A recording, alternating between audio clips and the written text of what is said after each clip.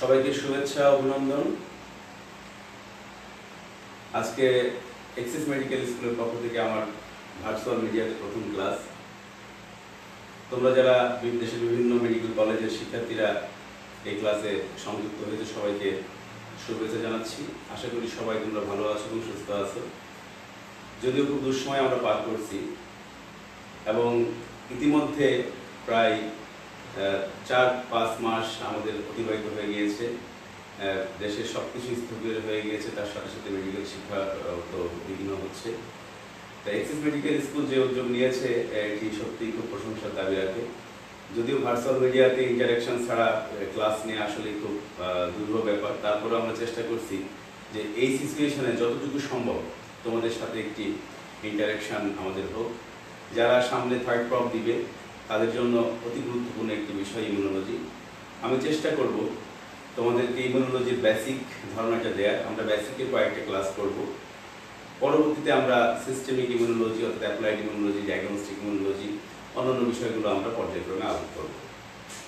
তো basic immunology নিয়ে কিন্তু ভাইভাতে শুরু হয়। আমি তোমাদের ভাইভাতে কী ধরনের প্রশ্ন হয়, কীভাবে অ্যান্সার করতে হয় সেগুলোর আমি গাইডলাইন দিব। আর যারা নতুন সংযুক্ত হয়েছে অর্থাৎ যারা সামনে 4th ইয়ারে পড়বে তাদের জন্য একটি আইডিয়া দিব যে ইমিউনোলজি আসলে বিষয়টি। তাহলে আমরা শুরু করি। আর তোমরা তোমাদের কমেন্ট বক্সে যে বিষয়গুলো বুঝতে পারবে না সেগুলো লিখবে, আমি পরবর্তী ক্লাসে চেষ্টা করব তোমাদের সেই প্রশ্নগুলোর অ্যান্সার করার।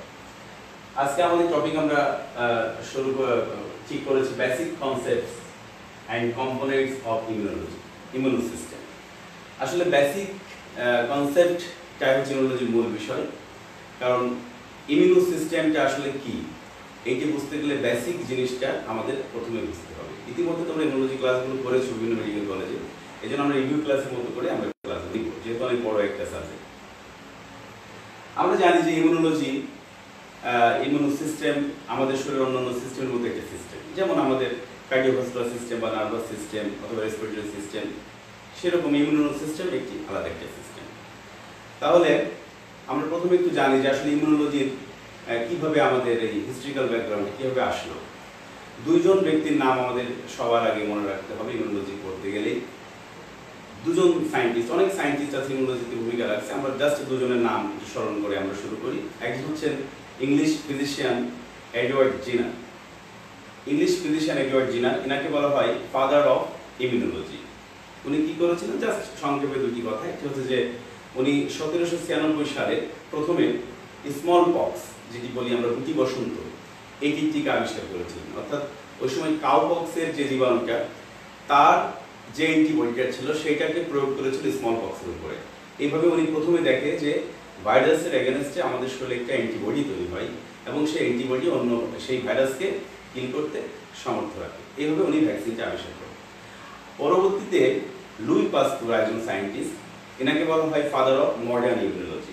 উনি কি করেন, উনি 19 শতকের শুরু 18 শতকের শেষের দিকে, এটা হচ্ছে যে 1885 সালে উনি র্যাবিসের যে ভ্যাকসিন, আমরা জানি যে র্যাবিড অ্যানিমেল আছে, যেমন আমাদের ডগ, ফক্স, ক্যাট, ব্যাট, এগুলো র্যাবিড অ্যানিমেল।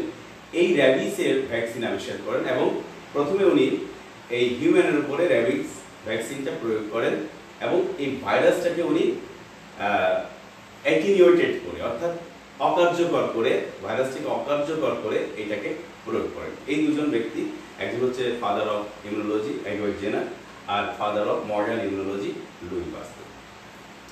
এর মাধ্যমেই ইমিউনোলজির আস্তে আস্তে ব্যাপ্তি প্রসার ঘটে। তাহলে এই ইমিউন সিস্টেমটা হচ্ছে কি? ইমিউন সিস্টেম আমাদের শরীরের কিছু অর্গান এবং কিছু সেল এবং কিছু প্রোটিনস এবং কিছু সাইটোকাইনস, এই সমস্ত মিলে আমাদের ইমিউন সিস্টেমটা। তা আমরা সেটা এক এক করে আলাদা আলাদা করে যাব। তাহলে আমাদের এই ইমিউন সিস্টেমটা যদি আমাদের জানতে হয়, তাহলে আমাদের ইমিউন সিস্টেম প্রথমে আসা হচ্ছে যে ইমিউনিটি। ইমিউনিটিটা কি? ইমিউনিটি হচ্ছে it is a state of body defence system. অর্থাৎ আমরা যদি ক্লাসিফাই করি, তাহলে ইমিউনিটি যদি আমরা ক্লাসিফাই করি তাহলে আমরা বলতে হবে যে state of protection of body against the invading agents, state of protection of body against the invading agents. অথবা আমরা বলতে পারি it is the mechanism of the body, it is the mechanism of the body to recognize and immunogen. অর্থাৎ আমাদের body প্রথমে recognize করবে, চিনবে ইমিউনোজনকে, which in most cases result in elimination of that antigen.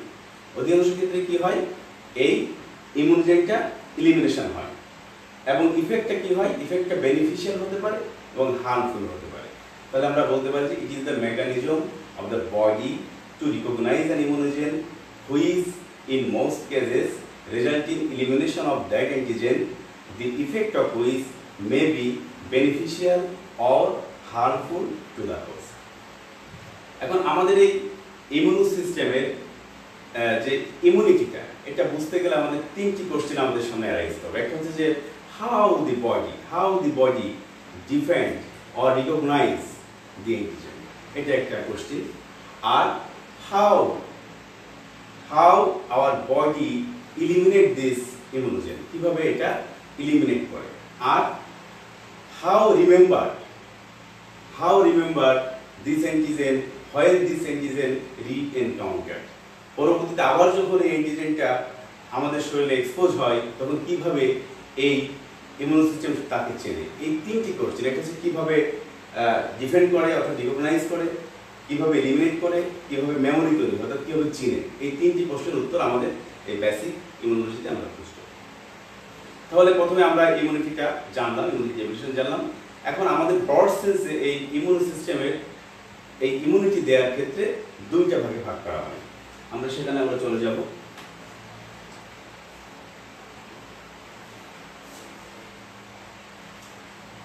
একটি হচ্ছে আমরা জানি সবাই যে innate immunity, innate immunity.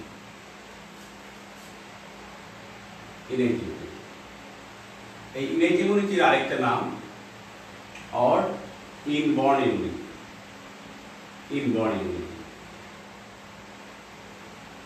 or natural immunity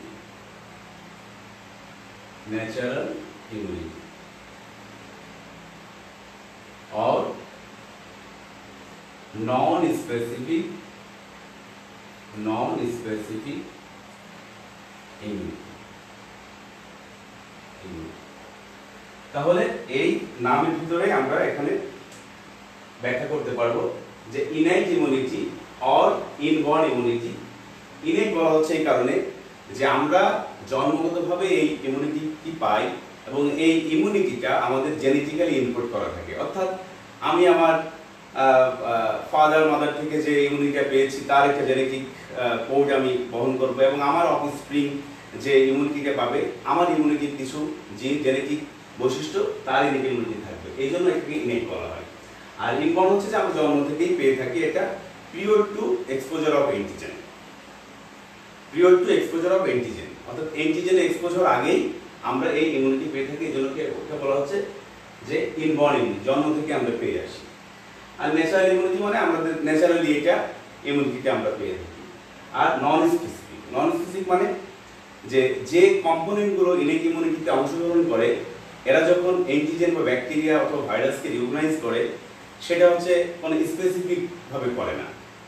পক্ষান্তরে আমরা যখন অ্যাডাপটিভ ইমিউনিটি দেখব তখন এটা আমরা আরো ক্লিয়ার করব, যেটা নন স্পেসিফিক। যেমন একটা নিউট্রোফিল যখন একটা ভেরিয়াস টাইপ অফ ব্যাকটেরিয়াকে সে কিল করে, সে এনগাল্ফ করে, এটা নন স্পেসিফিক। তাহলে আমরা বলছি যে এটা হচ্ছে innate immunity or inborn immunity, natural immunity or non specific immunity.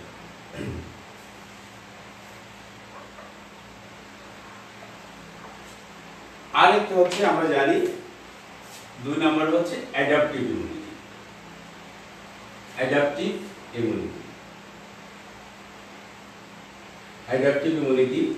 এর আরেকটা নাম হচ্ছে acquired immunity or specific immunity।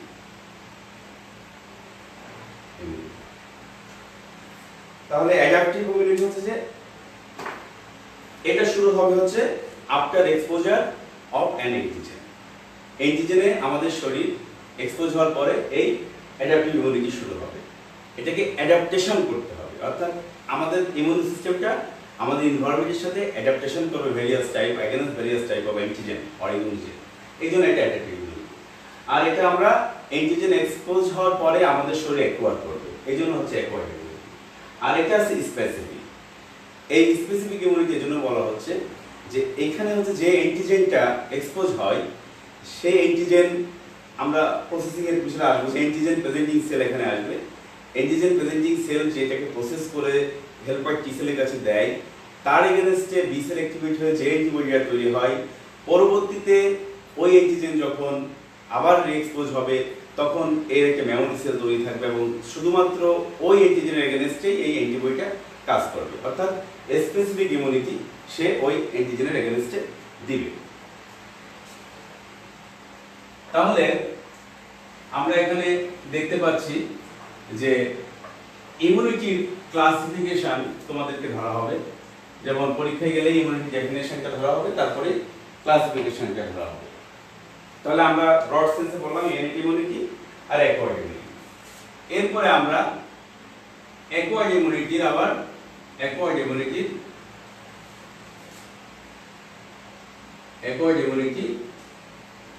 আবার দুইটা ভাগ আছে। একটা হচ্ছে যে মিডিয়েটেড হয় দুইটা মাধ্যমে, একটা হচ্ছে যে cell mediated immunity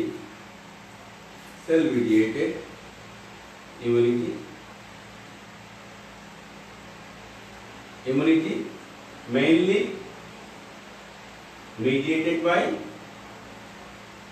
mediated by T cell, T lymphocyte, T cell। আর একটা হচ্ছে humoral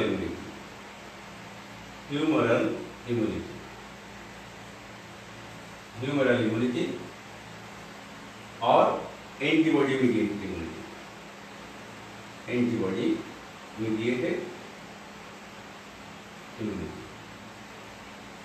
এটা মিডিয়েটেড বাই বি সেল। তাহলে অ্যাকোয়ার্ড ইমিউনিটির দুইটা পার্ট, একটা হচ্ছে cell mediated immunity mainly mediated by T cell, আর humoral immunity mainly mediated by B cell বা অ্যান্টিবডি মিডিয়েটেড ইমিউনিটি। আমরা জানি বি সেল অ্যাক্টিভেট হয়ে পলিফারেশন হয়ে প্লাজমা সেল থেকে আমাদের অ্যান্টিবডি তৈরি হয়।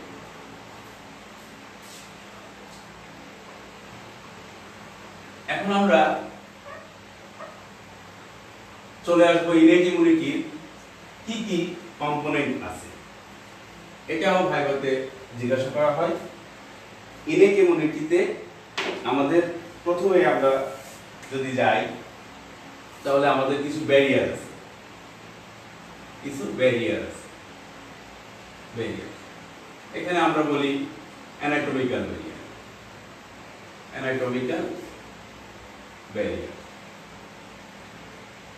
ব্যারিয়ার। এখানে আমাদের সবথেকে ফার্স্ট লাইন ডিফেন্স যদি আমরা বলি, যদি দেয় সেটা হচ্ছে স্কিন এন্ড মিউকাস মেমব্রেন।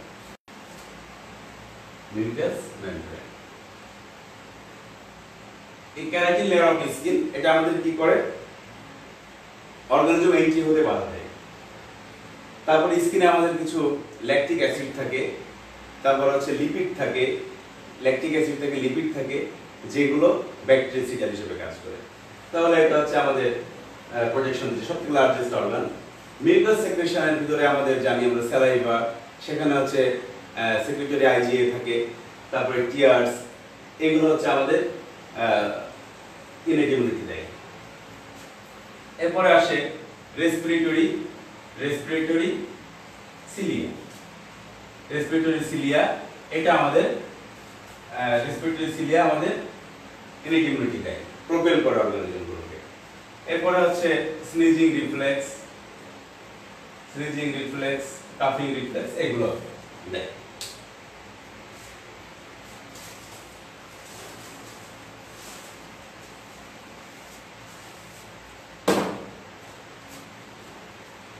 এরপরে আসে হচ্ছে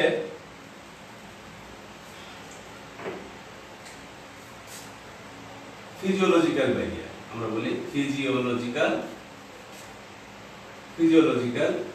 ব্যারিয়ার্স, ফিজিওলজিক্যাল ব্যারিয়ার্স। এখানে আমাদের কি কি আছে, যেমন লাইসোজাইমস, লাইসোজাইমস, লাইসোজাইমস এটা কি এনজাইম কি করে, ব্যাকটেরিয়াল সেল ওয়ালকে লাইসিস করে দেয়।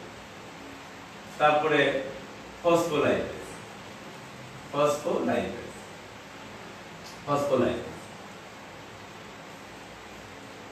ফিজিওলজিক্যাল ব্যারিয়ার আছে খুব ইম্পর্টেন্ট কমপ্লিমেন্টস, কমপ্লিমেন্ট। এই কমপ্লিমেন্টটা আমাদের ইনেট ইমিউনিটির অন্যতম একটি পার্ট। তারপরে ইন্টারফেরন, ইন্টারফেরন এটা অ্যান্টিভাইরাল হিসেবে কাজ করে। আদার সাইটোকাইনস, আদার সাইটোকাইনস আরো আছে, যেমন acidic environment of stomach, stomach. এরপর হচ্ছে ভ্যাজাইনাল পিএইচ। এই সব কিছু আমাদের অর্গানিজমের গ্রোথটাকে ইনহিবিট করে। এগুলো আমাদের ফিজিওলজিক্যাল ব্যারিয়ার হিসেবে কাজ করে। এটা হচ্ছে আমাদের ইনেট ইমিউনিটির অংশ।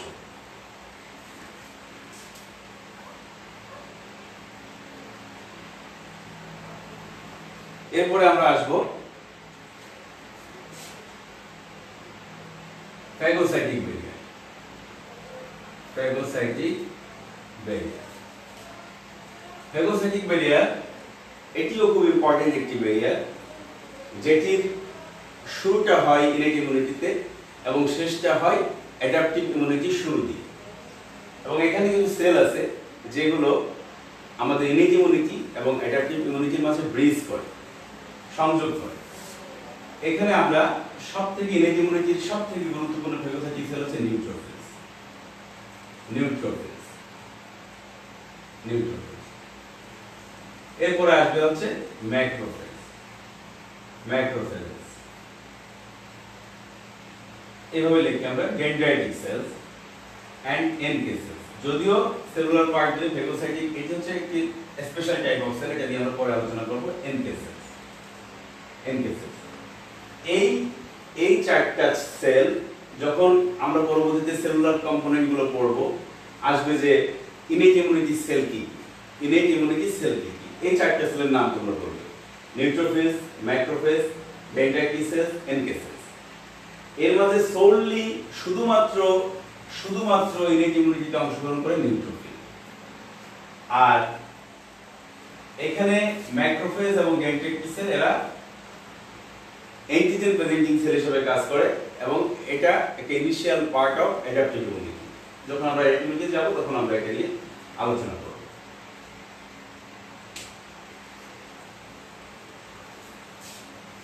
এবার আসো 4 নম্বর ব্যারিয়ার। এটাকে বলা হচ্ছে inflammatory, inflammatory, inflammatory barrier, inflammatory barrier. এখানে কি কি আছে, এটা হচ্ছে অ্যাকিউট ফেজ প্রোটিনস গুলো আছে, অ্যাকিউট ফেজ প্রোটিনস। যে কোনো ইনফেকশন হওয়ার পরে কিছু অ্যাকিউট ফেজ রিঅ্যাকশন হয়, সেখানে যেমন আছে হচ্ছে C reactive proteins, MBL proteins, এইগুলো ডিফেন্সিনসও আসে। এইগুলো মূলত অ্যাকিউট ফেজ প্রোটিন। তারপরে অ্যাপোলাইপোপ্রোটিন, বেটা এডিটিং এনজাইম, এটাও কিন্তু আমাদের inflammatory barrier important part of innate immunity. তাহলে আমরা কম্পোনেন্ট অফ ইনেট ইমিউনিটি আমরা জানলাম, কি কি সেল আছে, কি কি পার্ট আছে, আমরা সেগুলো জেনে নিলাম। এখন আমরা যদি এই পাশে ইনেট ইমিউনিটি ধরি, অর্থাৎ ইনেট ইমিউনিটি,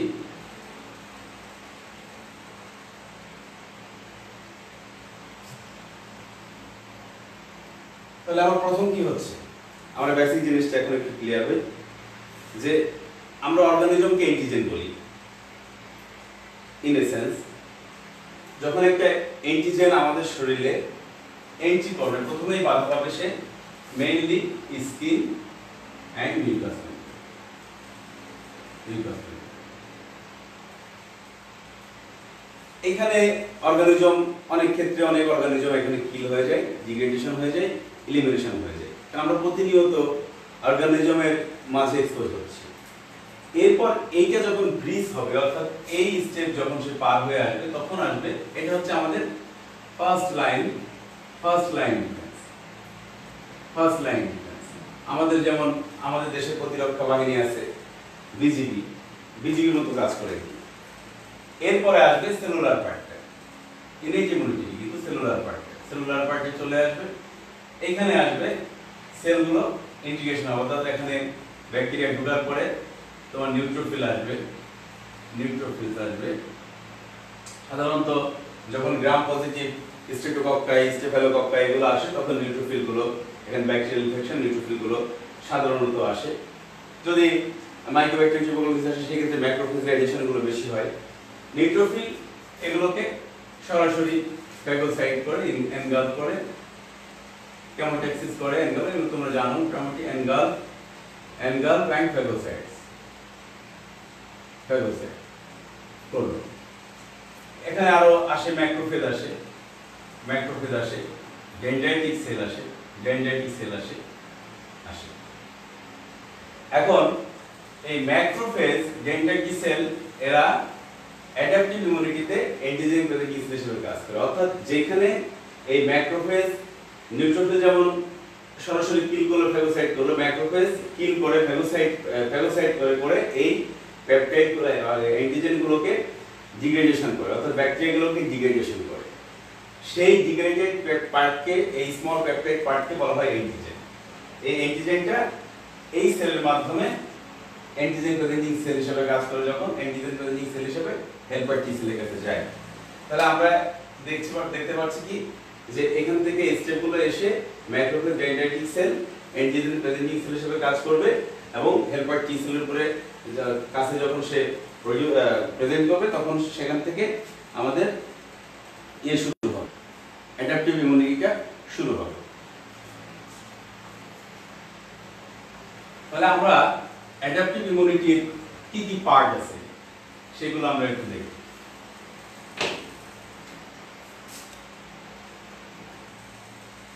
অ্যাডাপটিভ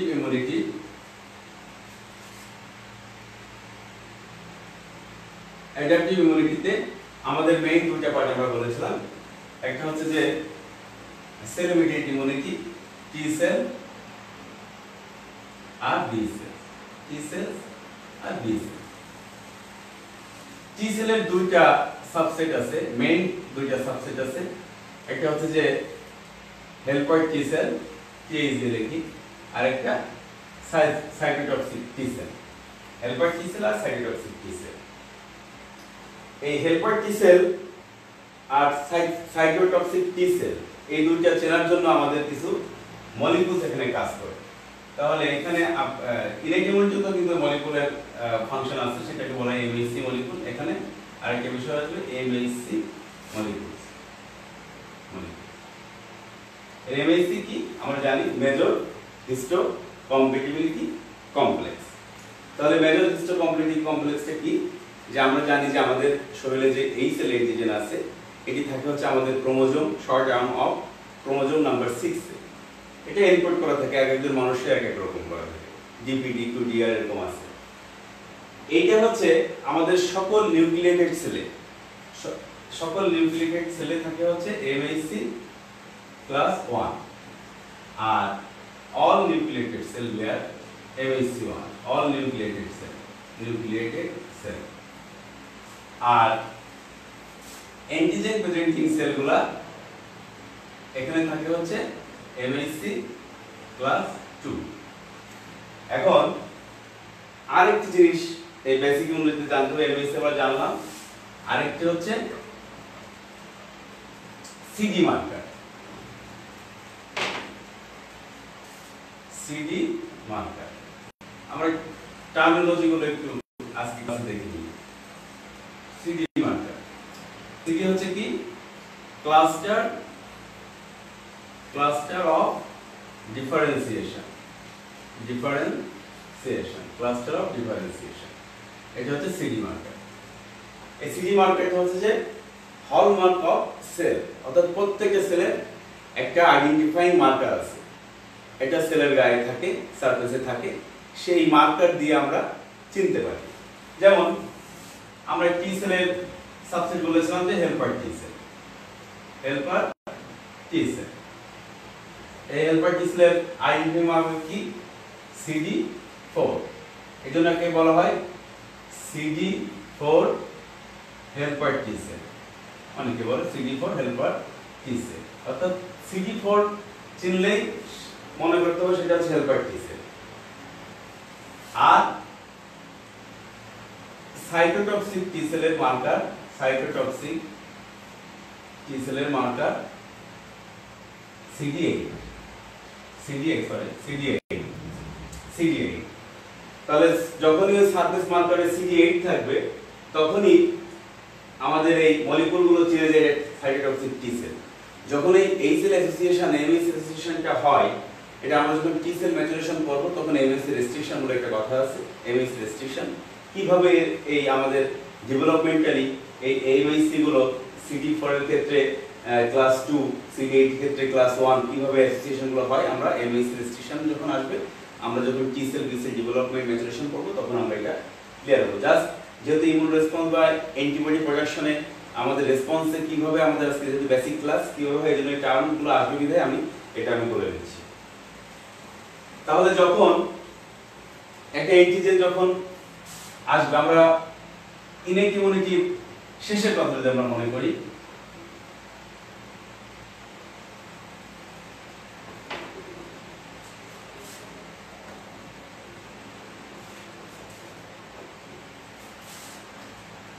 ইনেট ইমিউনিটির শেষে আমরা কি দেখছিলাম যে ম্যাক্রোফেজ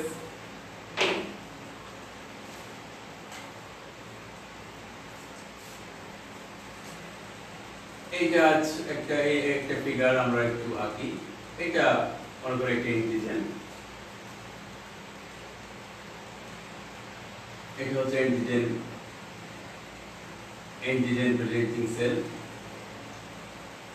অ্যান্টিজেন প্রেজেন্টিং সেল।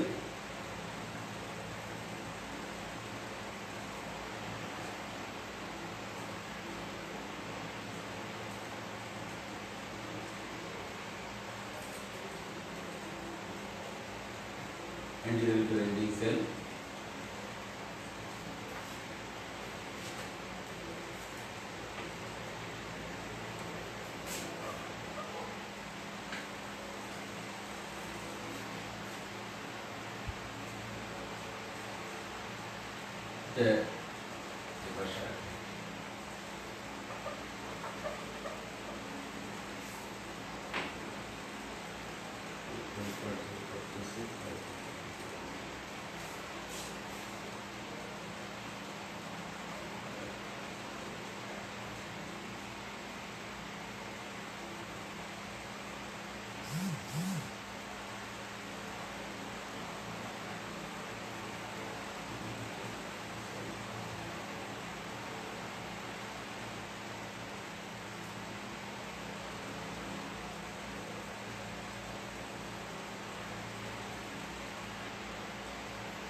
একটা অ্যান্টিজেন যখন অ্যান্টিজেন সেল ধরে এটা macrophage or dendritic sell,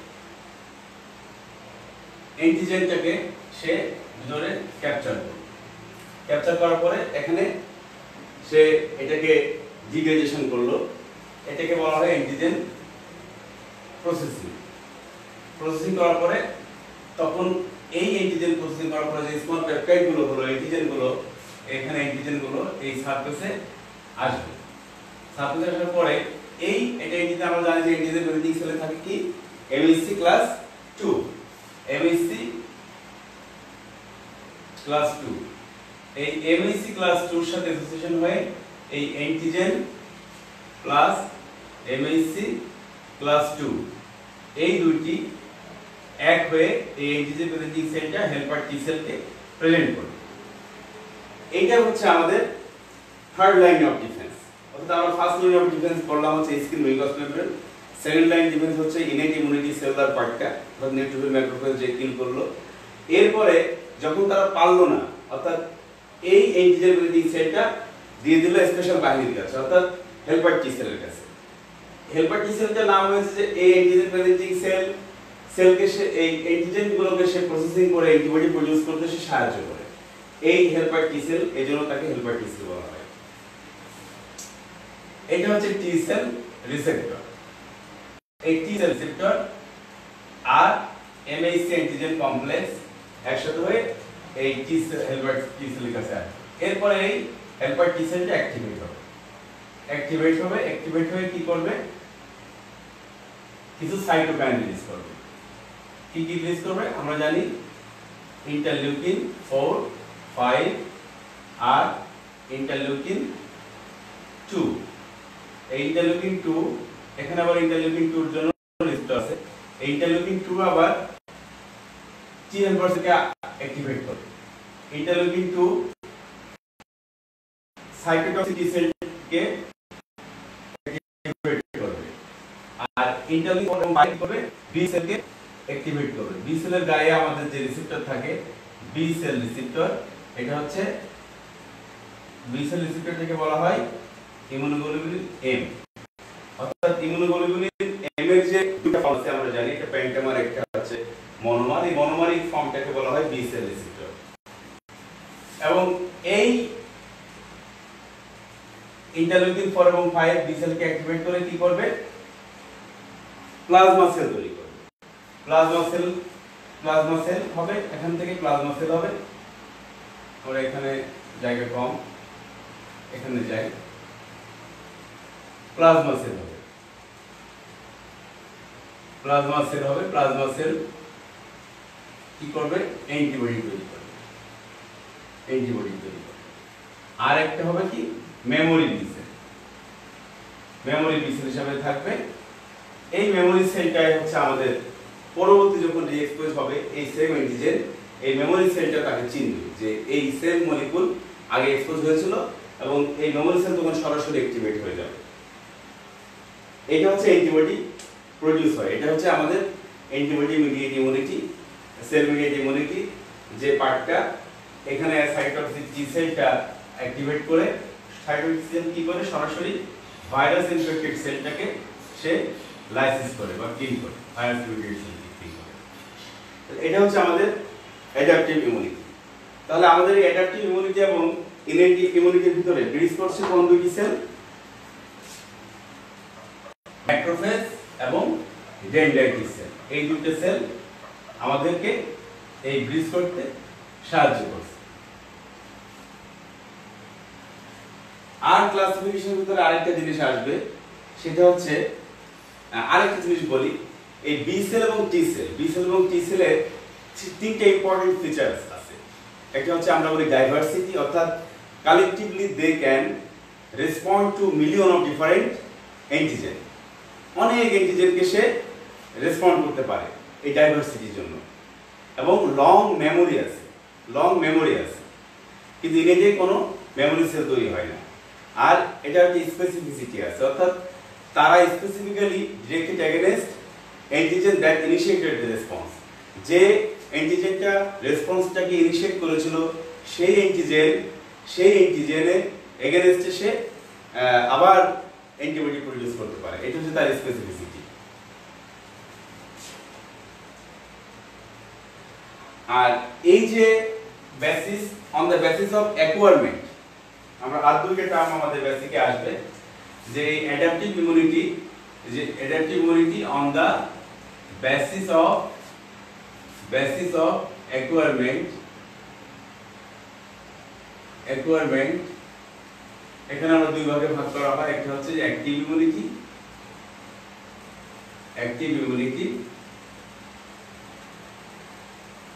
R passive immunity.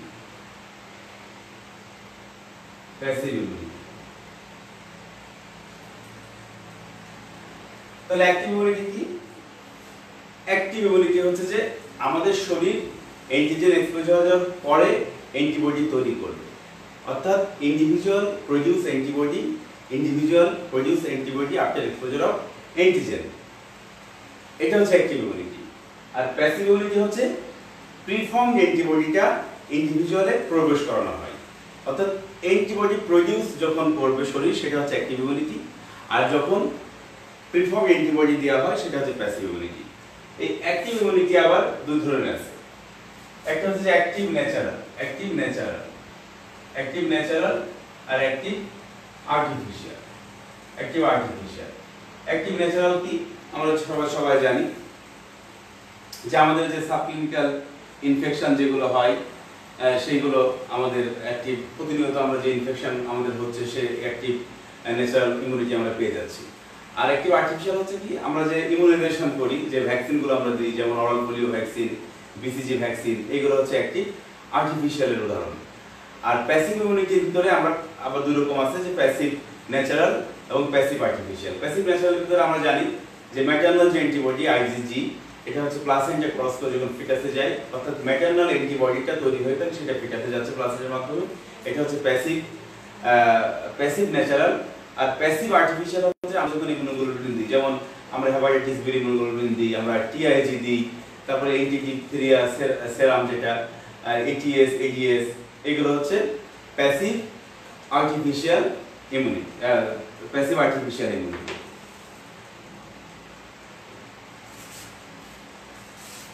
তাহলে আমরা যদি এখানে আসি যে ক্লাসিফিকেশন আমাদের যদি হয়, তাহলে ক্লাসিফিকেশন আমরা বলবো কি, immunity classification, innate immunity, acquired immunity.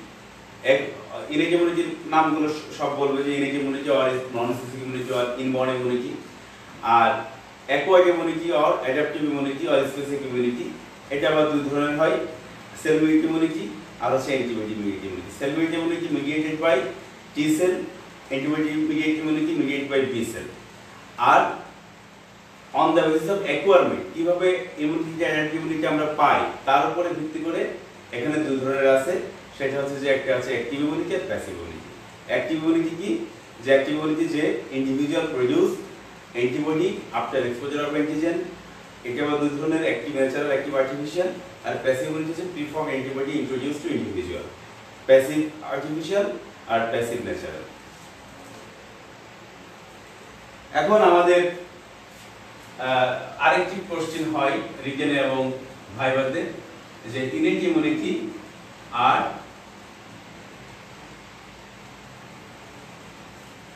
Adaptive ইমিউনিটির পার্থক্য। এটা ইনভ্যারিয়েবলি হয়। তাহলে আমরা এখন বলতে পারি যে ইনেট ইমিউনিটির এক নম্বরে যদি আমরা প্রথমে কয়েকটা টপিক আমরা মনে রাখবো, এটা হচ্ছে নন স্পেসিফিক,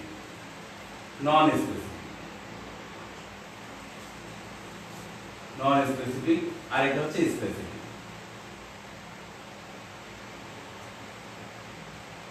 দুই নম্বর হচ্ছে যে এটা হচ্ছে যে develop prior to exposure of antigen, আর এটা হচ্ছে যে after exposure of antigen। এবং provide innate immunity, provide immediate protection দেয় হচ্ছে innate immunity। আর এই adaptive immunity response slow response। এখানে কোনো মেমোরি ডেভেলপ হয় না, নো মেমোরি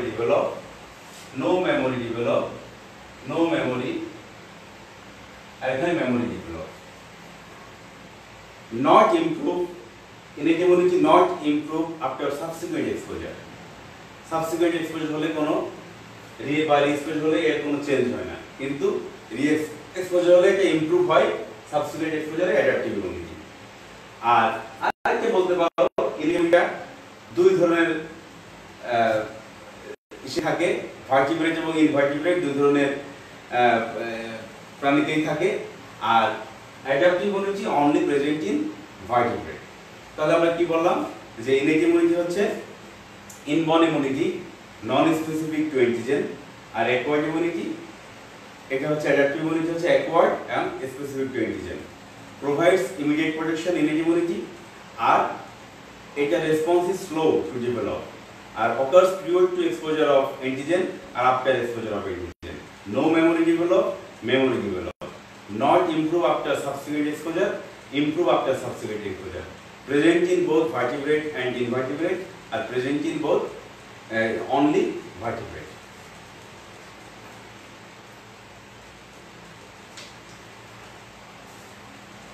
আরেকটা পার্থক্য আমাদের আজকের ক্লাসে আমি পড়াবো, সেটা হচ্ছে যে অ্যাক্টিভ ইমিউনিটি আর প্যাসিভ ইমিউনিটি। এটা কিন্তু ভাইভাতে ধরা হয়। আমি প্রথম বলেছি যে আমরা এক্সাম ওরিয়েন্টেড বিষয়গুলোই যাবো, কারণ ইমিউনিটি অনেক গভীর বিষয়, এখানে যেতে গেলে আমরা শেষ করতে পারবো না। একটা হচ্ছে যে অ্যাক্টিভ ইমিউনিটি,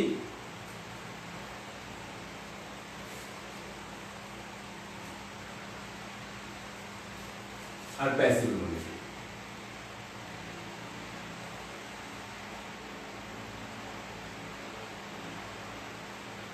তাহলে আমরা প্রথমে জানি যে অ্যাক্টিভ ইমিউনিটি আর প্যাসিভ ইমিউনিটি পার্থক্য আমরা জানছি যে এটা হচ্ছে প্রলং ইমিউনিটি।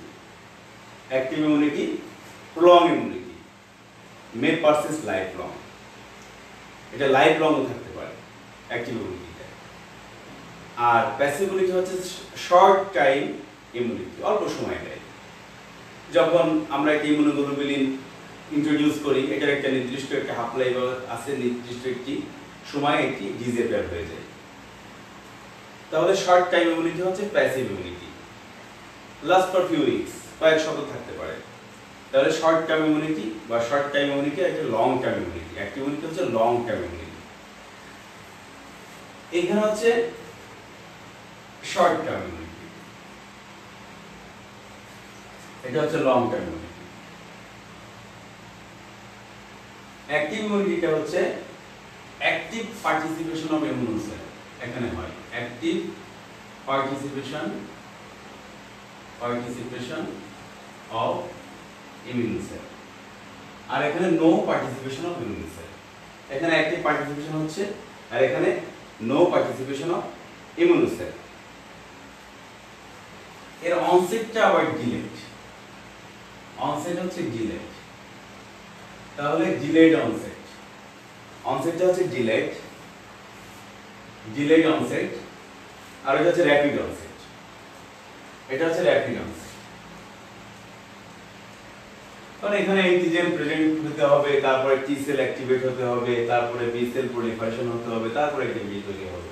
আর এটা তো প্রিফার অ্যান্টিবডিটা দেওয়া হচ্ছে। সুতরাং এটা হচ্ছে অনসেট র‍্যাপিড বা ইমিডিয়েট।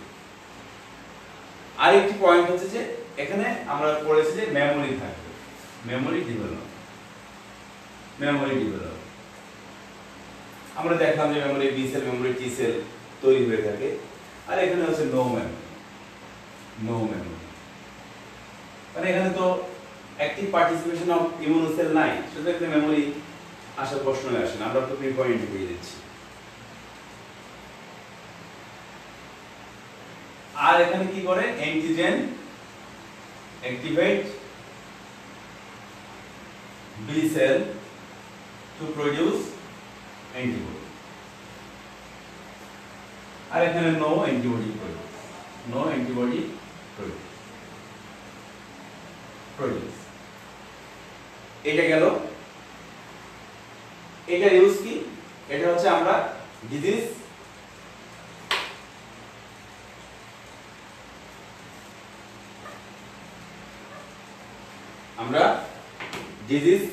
প্রিভেন্টে ব্যবহার করি, ইউজ টু প্রিভেন্ট ডিজিজ। আর এটা হচ্ছে ট্রিটমেন্টে ইউজ করা হয়।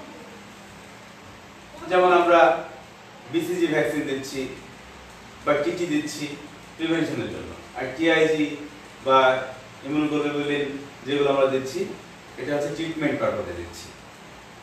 এখানে হাইপার সেনসিটিভিটি হওয়ার কোনো চান্স নেই। হাইপার সেনসিটিভিটি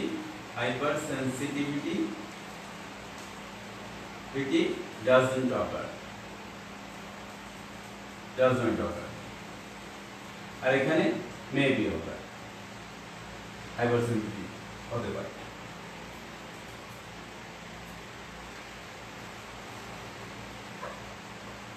আর সাথে তোমরা লাস্টে উদাহরণ দিতে পারো, যেমন আমরা এটাকে বলি হচ্ছে oral polio virus, polio vaccine, BCG vaccine, BCG, TT দি, এখানে হচ্ছে এটিএস, এডিএস, অ্যান্টিডিপ্রেস ডান, টিআইজি, হ্যাঁ, হেপাটাইটিস বি, ভাইরাস ইমিউনোগ্লোবুলিন, এইগুলো হচ্ছে আমরা প্যাসিভ ইমিউনিটি উদাহরণ, এইগুলো হচ্ছে অ্যাক্টিভ ইমিউনিটি উদাহরণ।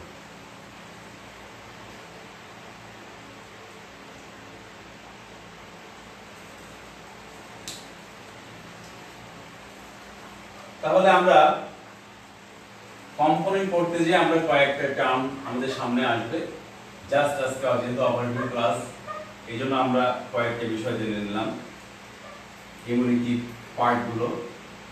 এখন এই কম্পোনেন্ট অফ ইমিউনিটি এর ভিতরে আমাদের চলে আসবে অর্গান।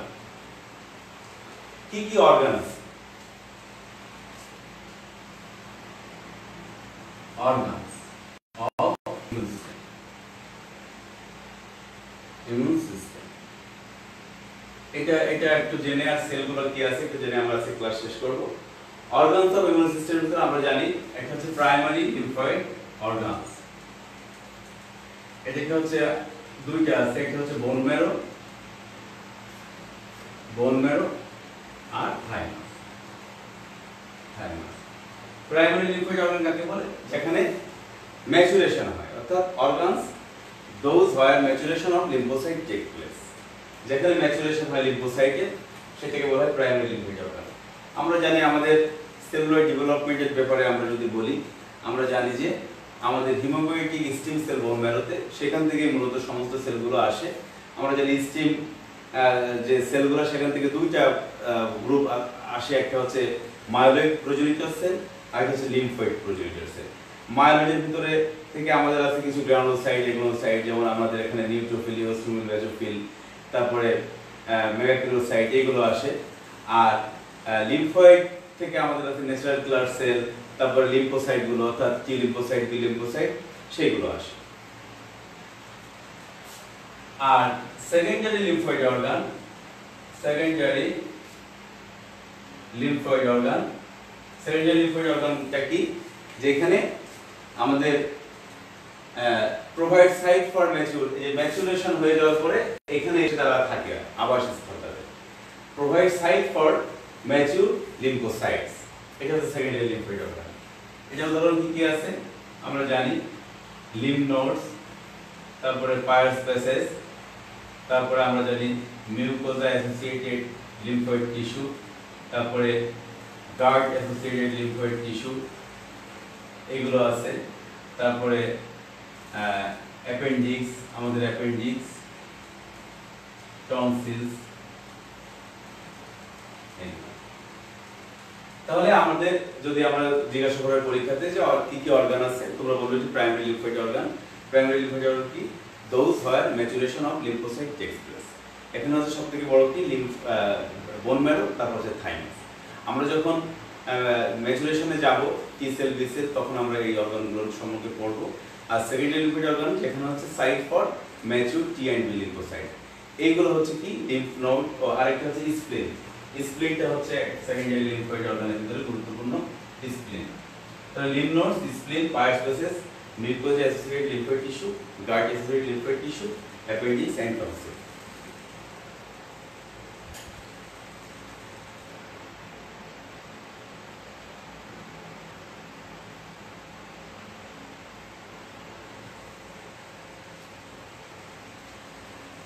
আমরা নেক্সট ক্লাসে আমরা সেলস অফ ইমিউনো সিস্টেম আমরা পড়ব। তাহলে যে আমাদের যে ইমিউন রেসপন্সটা হলো, এই ইমিউনিটির আউটকামটা আসলে কি, সেগুলো কিন্তু আমরা নেক্সটে এক এক করে পড়ব। যেমন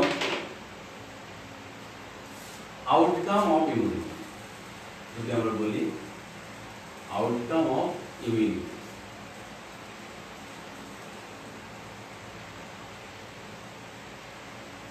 ইমিউনিটি তো বলবো না আমরা, outcome of immune response. Immune response সেটা হচ্ছে যে আমাদের কিছু বেনিফিশিয়াল আউটকাম আছে। বেনিফিশিয়াল আউটকাম কি কি পেলাম আমরা যে আলোচনাতে করলাম? একটা হচ্ছে যে আমরা ইমিউনিটি পেলাম, ইমিউনিটি টু ইনফেকশন।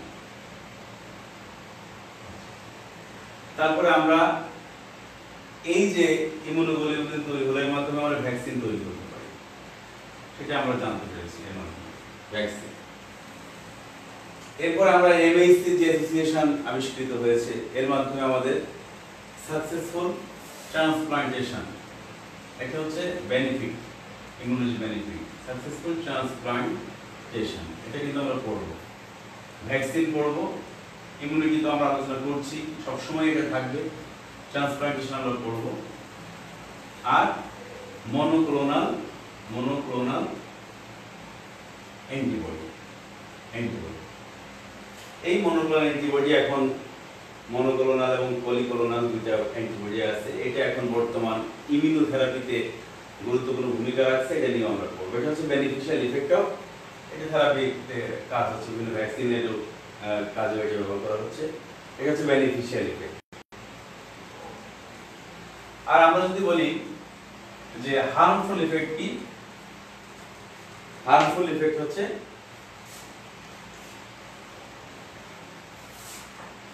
হার্মফুল ইফেক্টের ভিতরে আমাদের আছে auto immunity, harmful effect, auto immunity, এগুলো পর্যায়ক্রমে আমরা পড়বো বলে আজকে একটু কথা বলে নিচ্ছি, যেহেতু প্রাথমিক class. Auto immunity, auto immunity কি, আমরা যে ইমিউনিটি পেলাম, আমাদের যে ইনফেকশাস ইমিউনিটি যেটা আমরা পেলাম, সেটা হচ্ছে যে আমাদের নন সেল, দুটি শব্দ এখানে আমি বলতে ভুলে গিয়েছি, সেলফ আর নন সেল। অর্থাৎ আমাদের ইমিউনো সিস্টেমটা সেলফ আর নন সেলফে সাধারণত ডিসক্রিমিনেশন করতে পারে, ঠিক আছে, সাধারণত ডিসক্রিমিনেশন করতে পারে। অর্থাৎ যখন আমাদের শরীরের সেলের সাথে অন্য সেলের ব্যতিক্রম দেখা যায় স্ট্রাকচারালি বা কেমিক্যালি বা যেভাবে হোক না কেন, সেটাকে সে নন সেলফ হিসাবে নেয়। আর আমাদের শরীরের যে সেলগুলো আছে সেটাকে আমাদের সেলফ হিসাবে, এর এগেইনস্টে আবার সে অ্যান্টিবডি বা রেসপন্স করে না আমাদের সিস্টেমটা। এটাকে বলা হয় হচ্ছে টলারেন্স, এটাকে বলা হয় টলারেন্স। অর্থাৎ সে টলারেট করে ফেলেছে, আমাদের নিজস্ব সেলের সাথে আমাদের ইমিউন সিস্টেমটা টলারেন্স হয়ে গিয়েছে। এটা, এই টলারেন্সটা কি সেটা আমরা পরবর্তীতে পড়বো, অটোইমিউনিটি যখন পড়বো। এই টলারেন্স যখন ফেল করে কোনো কোনো ক্ষেত্রে, তখন এই অটোইমিউনিটি ডিজিজ হয়। অর্থাৎ আমাদের সেলফ অ্যান্টিজেনটিকে তখন সে নন সেলফ হিসেবে রিকগনাইজ করে এবং তার এগেইনস্টে অ্যান্টিবডি তৈরি হয় এবং বিভিন্ন জায়গাতে সেটা ডিপোজিট হয়ে অটোইমিউনিটি ডিজিজ হয়। এটা হচ্ছে একটা harmful effect of immunity, immune system. আরেকটা হচ্ছে ইমিউনোডিফিসিয়েন্সি,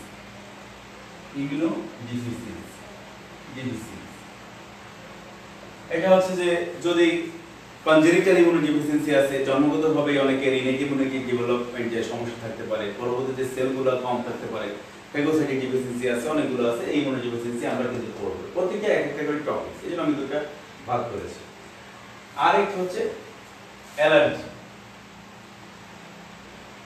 অ্যালার্জি বা হাইপার সেনসিটিভিটি, হাইপার সেনসিটিভিটি, ঠিক আছে।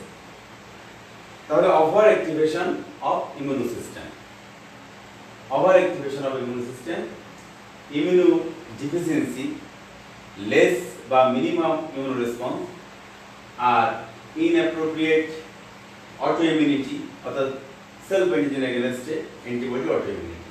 এটা হচ্ছে harmful effect of immune system. তাহলে আমাদের পরবর্তীতে পড়াতে আসবে হার্মফুল ইফেক্ট, বেনিফিশিয়াল ইফেক্ট যেগুলো আছে সেগুলো আমরা এক এক করে এগুলো আমরা পড়ব।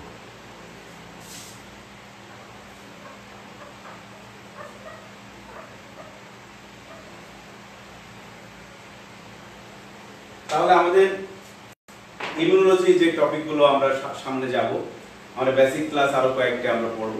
সেটা হচ্ছে আমরা সামনের দিনে সেলস অফ ইমিউনো সিস্টেম, কি কি সেল আছে, আমরা সেই সেলগুলোর কাজ, তারা কোন কোন মার্কার আছে, কিভাবে কাজ করে, এই ফাংশনগুলো আমরা পড়ব, কিভাবে অরিজিন হয় সেই জিনিসগুলো দেখব।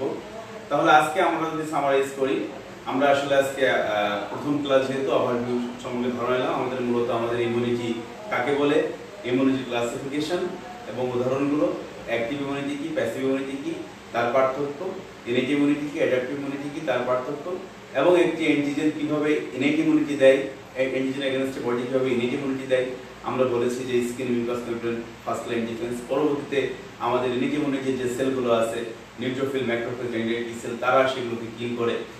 এটা হচ্ছে সেকেন্ড লাইন ডিফেন্স। তারা ফেল করার পরে ম্যাক্রোফেজ এবং ডেন্ড্রাইটিক সেল আমাদের অ্যাডাপটিভ ইমিউনিটিটাকে শুরু করে। তাহলে ইমিউনিটি ইমিউনিটির ফাংশন হচ্ছে মেইনলি আমরা দুইটা পেলাম। একটা হচ্ছে যে killing the invading organism, bacteria, virus আর অ্যান্টিজেন, আর অ্যাক্টিভেট দ্য অ্যাডাপটিভ ইমিউনিটি। তাহলে ইমিউনিটি ইমিউনিটির ফাংশন কি? মেইনলি দুইটা। অর্থাৎ আমরা আজকের এই সামারি হচ্ছে এটাই যে ইমিউনিটি ইমিউনিটিতে আমরা দুইটা ফাংশন পেয়েছি। একটা হচ্ছে আমাদের killing the invading organism by this ways, আর অ্যাক্টিভেট অ্যাডাপটিভ ইমিউনিটি। অ্যাডাপটিভ ইমিউনিটিকে অ্যাক্টিভেট করে কিভাবে? এই যে ম্যাক্রোফেজ, ডেন্ড্রাইটিক সেল বা বি সেল যে অ্যান্টিজেন প্রেজেন্টিং সেল হিসেবে কাজ করে, তখন সেই অ্যান্টিজেনটা তারা এনগালভ করে, সেটা প্রসেসিং করে, এটাকে বলা হয় অ্যান্টিজেন প্রসেসিং। তারপরে যে ব্যাকটেরিয়া অথবা ভাইরাসটাকে তারা যে এনগালভ করে ডিগ্রেডেশন করে, এখানে যে পেপটাইড, স্মল পেপটাইড ফর্মেশন হয়, তাকে বলা হয় অ্যান্টিজেন অথবা এপিটপ। এই অ্যান্টিজেনটা এমএইচসি অ্যাসোসিয়েশনের মাধ্যমে, অর্থাৎ আমাদের যে এমএইচসি আমরা সেটা অল্প একটু বলে নিয়েছি, এমএইচসি পরে আমরা পড়ব ডিটেইলস। এই এমএইচসি ক্লাস 1 যখন হয় তখন সে সাইটোটোক্সিক টি সেল বা CD8 মার্কারকে চেনে, অ্যাসোসিয়েশনটা থাকে, এটাকে বলা হয় এমএইচসি রেস্ট্রিকশন। আর এমএইচসি ক্লাস 2 যখন এই অ্যান্টিজেন প্রেজেন্টিং সেলের গায়ে থাকে, তার অ্যাসোসিয়েশনের সাথে যখন সে যায় তখন সে হেল্পার টি সেল অর্থাৎ CD4 মার্কার থেকে সে চেনে, হেল্পার টি সেলের কাছে প্রেজেন্ট করে। হেল্পার টি সেল তখন সাইটোকাইন রিলিজ করে, অর্থাৎ প্রথমে রিলিজ করে সে ইন্টারলিউকিন 2 এবং গামা ইন্টারফেরন। গামা ইন্টারফেরনটা আবার ম্যাক্রোফেজকে অ্যাক্টিভেট করে আবার সে এনগালভ করতে যায় অন্যান্য অর্গানিজমগুলোকে। আর হেল্পার টি সেল যখন সে ইন্টারলিউকিন 2 রিলিজ করে, ইন্টারলিউকিন 2 দিয়ে সে নিজে আবার অ্যাক্টিভেট হয় এবং সাইটোটক্সিক টি সেলটাকে সে অ্যাক্টিভেট করে। সাইটোটক্সিক টি সেল অ্যাক্টিভেট হওয়ার পর একটা মেমোরি সেল তৈরি হয় আর একটা ইফেক্টর সেল তৈরি হয়। ইফেক্টর সেলটা ভাইরাস ইনফেক্টেড সেল বা টিউমার সেলকে সে ডিগ্রেড করে। আর এদিকে অ্যাডাপটিভ ইমিউনিটির আরেকটা যে পার্ট আমরা বলেছি যে হেল্পার টি সেলের যে আরেকটা সাইটোকাইন যে ইন্টারলিউকিন 4 এবং 5, এটাকে বলা হয় যে প্লাজমা সেল গ্রোথ ফ্যাক্টর। এই B cell growth factor, B cell সে অ্যাক্টিভেট করে প্লাজমা সেল তৈরি করে এবং প্লাজমা সেল অ্যাক্টিভেট হওয়ার পরে প্রলিফারেশন হয়, সেখান থেকে হিউজ অ্যামাউন্ট অফ অ্যান্টিবডি তৈরি হয় এবং আরেকটা মেমোরি বি সেল তৈরি হয়ে থাকে। এই মেমোরি সেল বি সেলের গায়ে কিন্তু বি সেল রিসেপ্টর থাকে, যেটাকে আমরা বলেছি immunoglobulin M, monomeric form of immunoglobulin M. এই বি সেল রিসেপ্টরটা মেমোরি সেল হিসাবে মেমোরি সেলের গায়ে, মেমোরি বি সেলের গায়ে থাকে এবং এই একই অ্যান্টিজেন অর্থাৎ এই ক্লোনাল, এটাকে বলা হয় ক্লোনাল প্রলিফারেশন, ক্লোনাল সিলেকশন, এগুলো আমরা পরবর্তীতে আসব। এই একই অ্যান্টিজেন যখন আবার আমাদের শরীরে এক্সপোজ হবে, তখন এই বি সেল রিসেপ্টর অর্থাৎ যে মেমোরি সেলের গায়ে আছে, সে আবার সরাসরি যে এই অ্যান্টিজেনটাকে সে এনগালভ করবে। এটাকে সেকেন্ডারি ইমিউন রেসপন্স বলা হয়। তাহলে আমরা যখন ইমিউন রেসপন্স পড়ব, আজকে অনেকটাই বুঝে ফেললাম আমার মনে হচ্ছে। প্রাইমারি ইমিউন রেসপন্স এইটা, আর যখন মেমোরি সেলটাকে অ্যাক্টিভেট হবে তখন সেটাকে বলা হবে সেকেন্ডারি ইমিউন রেসপন্স। আরেকটি সেলের কথা এখানে বাদ পড়ে গিয়েছে যে natural killer sell. Natural killer sell একটা হচ্ছে লার্জ গ্রানুলার লিম্ফোসাইট, এটা এক ধরনের লিম্ফোসাইট। ন্যাচারাল কিলার সেলের একটা স্পেসিফিক বৈশিষ্ট্য আছে, ওগুলো আমরা ইন্ডিভিজুয়াল সেলের সময় পড়ব। Natural killer sell mainly tumour sell এবং আমাদের ভাইরাস ইনফেক্টেড সেলগুলোকে সে সরাসরি কিল করে এবং এখানে গ্রানজাইম এবং পরফারিন যে এনজাইম রিলিজ হয়, তার মাধ্যমে এই ভাইরাস এবং ক্যান্সার ইনফেক্টেড ক্যান্সার সেলগুলোকে সে ডিগ্রেড করে। তাহলে এটা হচ্ছে আমাদের একটি অ্যান্টিজেন আমাদের শরীরে প্রবেশ করলে কিভাবে ইনেটি ইমিউনিটি কাজ করে এবং সেখান থেকে কিভাবে ম্যাক্রোফেজ এবং ডেন্ড্রাইটিক সেল ব্রিজ করে অ্যাডাপটিভ ইমিউনিটিকে শুরু করে, সেই বিষয়গুলো আমরা আজকে জানলাম। এবং ইমিউনিটি ক্লাসিফিকেশন, ডেফিনেশন এবং সাথে সাথে অ্যাক্টিভ এবং প্যাসিভ ইমিউনিটি, ইনেট এবং অ্যাডাপটিভ ইমিউনিটির পার্থক্য বুঝলাম। ক্লাস্টার ডিফারেন্সিয়েশন, সিডি কি, এমএইচসি কি, তারপরে আমাদের ইমিউনিটির হার্মফুল ইফেক্ট কি, বেনিফিশিয়াল ইফেক্ট কি। হার্মফুল ইফেক্টের ভিতরে আমরা বলেছি অটো ইমিউনিটি, হাইপার সেন্সিটিভিটি এবং এবং ইমিউনোজেনেসিস, এটা আমরা পড়বো।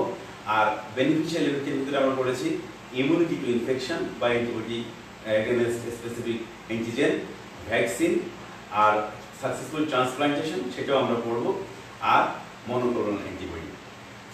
ওকে, সবাইকে আবারও ধন্যবাদ জানাচ্ছি। জানি না আমার ক্লাস কেমন লাগলো, আসলে প্রথম ক্লাস তো।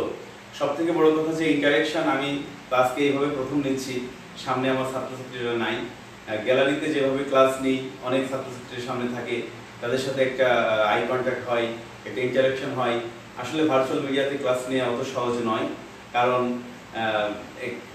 মানে টু ওয়ে কমিউনিকেশন ছাড়া অ্যাকচুয়ালি ক্লাসটা সেভাবে নিয়ে মজা পাওয়া যায় না। যাই হোক, আমাদের সময় খারাপ যাচ্ছে, আমরা এই সময়ের ভিতরে যতটুকু সম্ভব আমি চেষ্টা করেছি তোমাদেরকে বোঝাতে। এরপরে যদি কোনো কিছু না বুঝে থাকো, যেহেতু প্রথম ক্লাস, পরবর্তী ক্লাসে আমরা সেই জিনিসগুলোকে নিয়ে আবার আলোচনা করব এবং পরবর্তী টপিক আমাদের cellular basis of immuno system, অর্থাৎ সেলস অফ ইমিউনো সিস্টেম, এটা নিয়ে আলোচনা করব। সবাই ভালো থাকবেন, সুস্থ থাকবেন, এই কামনায় আজকের মতো ক্লাস শেষ করছি। খোদা হাফেজ।